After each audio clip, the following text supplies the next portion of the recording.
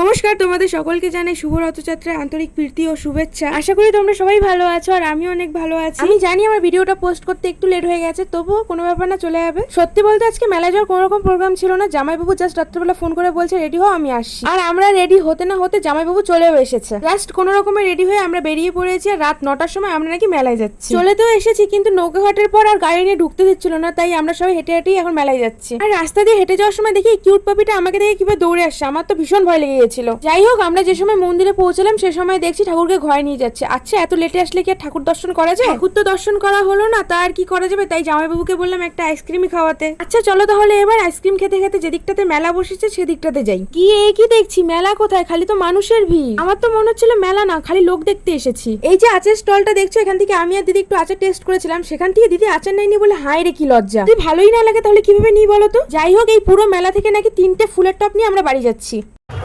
তো গাইস, আমাদের মেলা ঘোরা হয়ে গেছে, এখন আমরা যাচ্ছি কিছু খাবো। প্রচুর খিদে পেয়েছে, মেলাতে খুব ভিড়, কিছু খেতে পারিনি আর জিলিপি কিনবো।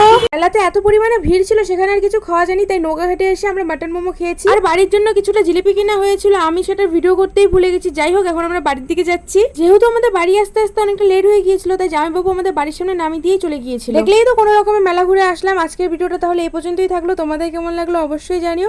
আরও এমন মিনি ব্লগের জন্য আমার চ্যানেলটিকে সাবস্ক্রাইব করে দিও। Tata, by.